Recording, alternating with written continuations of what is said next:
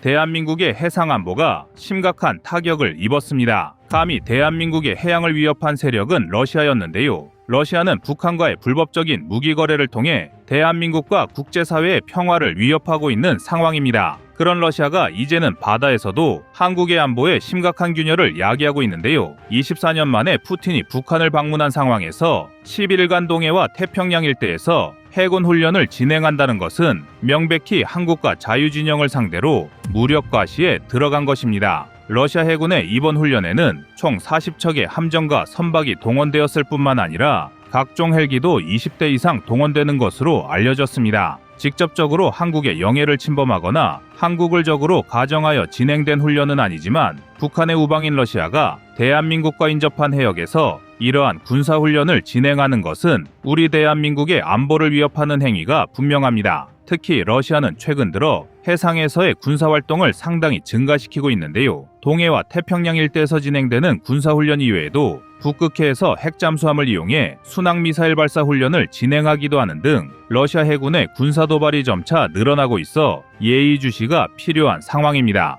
그리고 이러한 안보 변화에 맞춰 한국의 해상 전력을 걱정하시는 분들도 늘어나고 있습니다. 하지만 대한민국 해군이 가진 강력한 공격력은 그 어떤 국가와 비교해도 절대로 부족하지 않은 전력을 자랑합니다. 그래서 준비했습니다. 오늘은 대한민국 해군의 미사일 전력의 모든 것을 낱낱이 알려드리겠습니다. 여러분의 구독과 좋아요가 꺼리튜브 운영에 많은 힘이 됩니다.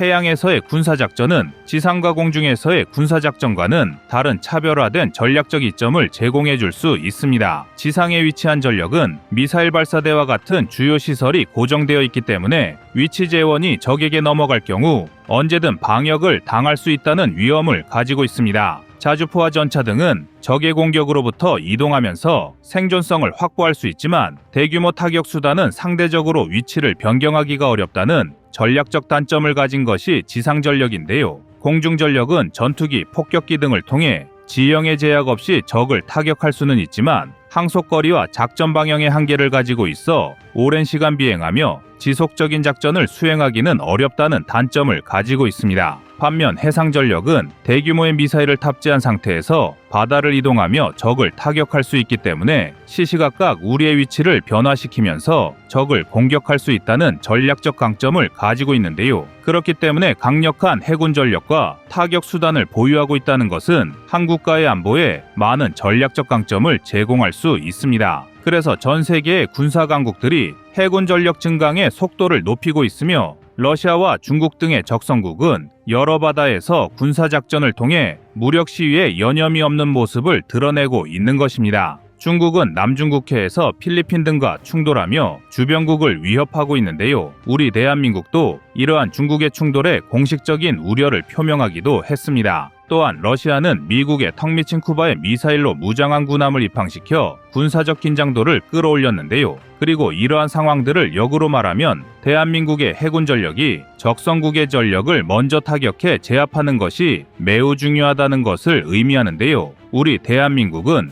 해공, 해성, 해룡 미사일을 각각 도입하면서 대공, 대함, 대지 미사일을 모두 갖추고 있습니다. 먼저 해공은 대한민국이 자랑하는 함대공 미사일입니다. 한국이 해공 미사일을 개발하기 전까지 사용했던 무기는 RIM-7 시스페로우와 RIM-116 램이었습니다. 그러나 RIM-116 램은 상대적으로 짧은 사거리를 가지고 있었으며 초음속 미사일에 대응하기엔 시간적인 제한이 많았습니다. 또한 단일 탐지 방식의 한계상 다양한 표적에 대응하거나 전략적 유연성을 기대하기엔 어려운 요소가 많았습니다. 이러한 기존 유도 무기의 문제점을 보완하기 위해 해공 미사일이 개발된 것인데요. 특히 해공 미사일은 대한민국 대공방어 체계 중 중단거리 및 저고도 요격에 최적화되어 있습니다. 특히 기존의 무기들과 비교해서 저고도 요격의 정확도를 비약적으로 상승시켰다는 점이 특기할 만한 장점입니다. 보통 미사일은 해수면에 가까이 붙어 날아가는 시스키밍 상황에서는 해수면에 난반사된 노이즈로 인해 표적이 2개 이상으로 식별되거나 적 미사일을 놓쳐버리는 문제가 식별되는 경우가 많았습니다. 하지만 해공은 레이더 시커와 적외선 시커를 모두 채택한 듀얼 시커 시스템을 활용해 이러한 문제를 해결하고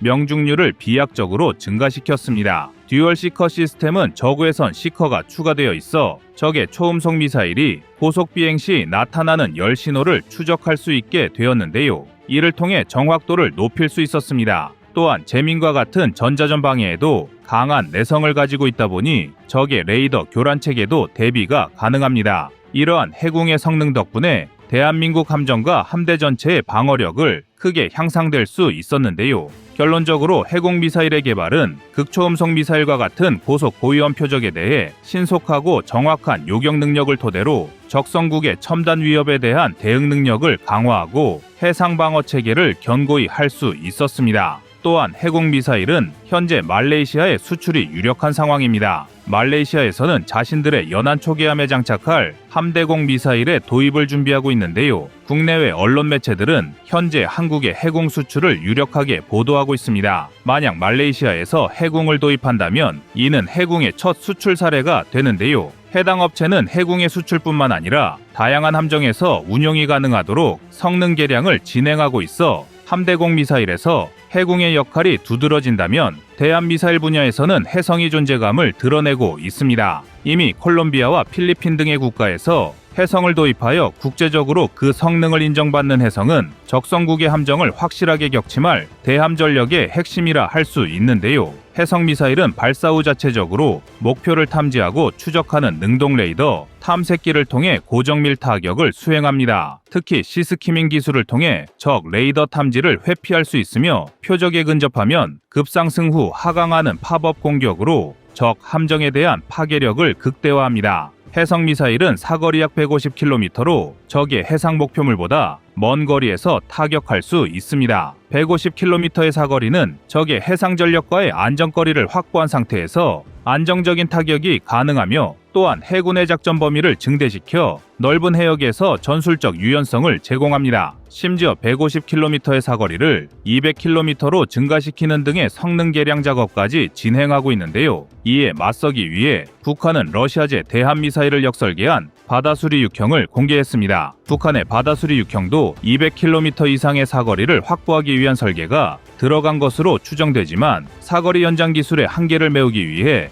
억지로 탄두 중량을 해성보다 감소시킨 것으로 보이는 등 그 성능이 그리 대단하지는 않은 것으로 파악됩니다. 또한 한국은 함정에 해성을 탑재하여 바다를 이동하며 적의 함대를 타격할 수 있지만 북한의 바다수리 6형은 지대함 미사일로 한국의 함정을 타격하고 싶어도 한국이 사거리 밖의 해상에서 작전을 수행하면 타격하지 못한다는 단점도 가지고 있습니다. 다시 말해 북한이 해성을 탑재한 한국 함정에 대항하고 싶어도 지대함 미사일인 바다수리 6형만으로는 그 한계가 뚜렷한 상황이라 할 수 있는데요. 여러모로 단점이 돋보이는 북한의 대한미사일에 비하면 해성미사일은 국제훈련에서 그 성능을 입증하여 전 세계의 극찬을 끌어낸 바 있습니다. 바로 필리핀이 호세 리잘급 호위함에서 해성미사일을 발사해 중국에서 건조한 4,700톤급 칼리라야함을 일격에 격침했던 사건인데요. 수많은 나라의 관계자들이 참관한 상황에서 중국 선박을 단숨에 격침했던 해성의 모습은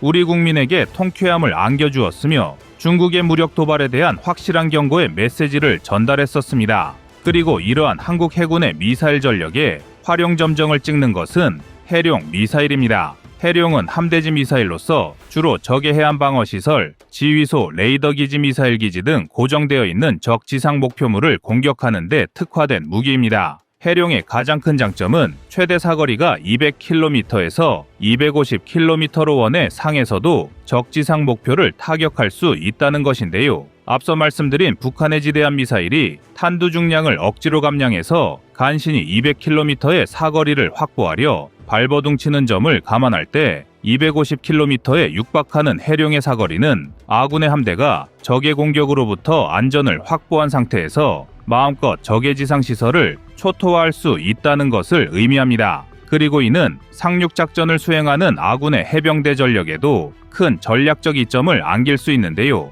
해군 함정들이 해룡을 통해 적의 해안기지를 타격해준다면 해병대의 해안 상륙도 한층 더 수월해지는 전략적 효과를 얻을 수 있습니다. 해룡은 확산 탄두를 장착해 넓은 범위의 지상 목표물을 효과적으로 제거하는데 탁월한 성능을 자랑하며 축구장 2개의 면적을 손쉽게 전멸시킬 수 있습니다. 여기에 더해 고도의 유도 기술을 적용하여 적의 전자전 교란 상황이 발생한다고 해도 이를 피해 정밀한 공격이 가능하다는 전략적 장점까지 지니고 있는데요. 우리 대한민국은 해룡에 적용된 기술을 이용하여 해성의 사거리도 200km 이상으로 증대시킬 계획을 추진 중인 만큼 한국 해군 전력에서 차지하는 비중은 매우 막중하다고 평가할 수 있습니다. 그리고 이제 대한민국은 이러한 미사일을 기반으로 중국, 러시아조차 함부로 덤비지 못할 새로운 미사일 개발에 초점을 맞추고 있는데요. 최근 국제 정세는 바다에서의 패권 경쟁이 갈수록 심해지고 있습니다. 러시아는 각종 수상함과 잠수함을 세계 각지에 파견하면서 자신들의 해군 전력이